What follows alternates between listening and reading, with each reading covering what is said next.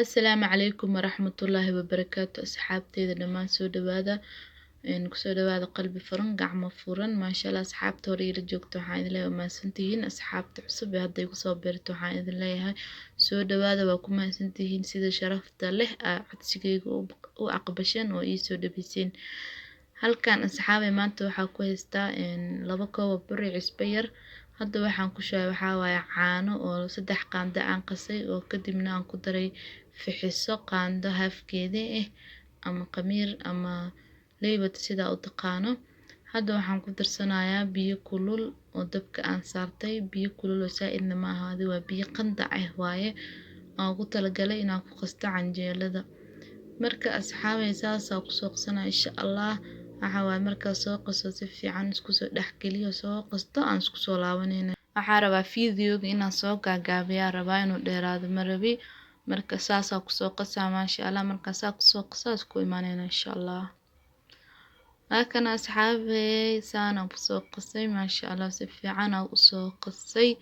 waana soo garaacay maasha Allah lagama sheekeyn karo inta qasayna waxa waaye birtaan si saartay birta canjeelada hadda waxaan sugaa birta canjeelada intii ka soo kululaanaysa sugaa insha Allah marka birta canjeelada soo kululaatana waan ku duwayaa insha Allah isla soconayna asxaabteyda maakana hadda xabadii ugu horeysay aan ku shubay kaasa maasha Allah si u dhalaalayso qurux badan tahay hadhowna u soo guduudan u soo qurux badnaan doonta insha Allah maakana asxaabay saan noogu soo baxday maasha Allah haddana xabadii labaad aan ku shubayaa waa ujeedin waa canjeelo aan gaas lahayn waaye oo ukun lahayn qofka xasaasiyada markuu qabo waxa waaye ukunta uma fiicno ukuntina iska reebtaa fiican caanaha ku bedelan kartaa booska oo ukunta maakana hadda asxaabay maasha Allah quruxdaas ku soo baxday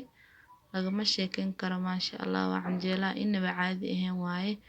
waxaan fiilaa sida u soo biyaada aragtay inaad ka heli doontiin insha Allah mid kalena waa tan asxaabay ayadana sana ayadana u soo duwaya maasha Allah marka soo duwo oo soo dhameeyo isku soo laabanayna insha Allah waatana asxaabay mid kale ayadana waatana sana noogu soo baxday canjeeladana quruxda badnaa kulligood saas ku soo baxeen maasha Allah lagama sheekeyn karo waxaan rajeynayaa inaad ka heli doontiin hadda hore noola joogtay waxaan idin leeyahay like noo saara hadda nagu cusub tahay subscribe noo saar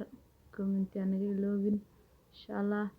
si aad la socoto muuqaalada dambe ee soo socdo waxaan idin leeyahay salaamu calaykum waraxmatullaahi wabarakaatu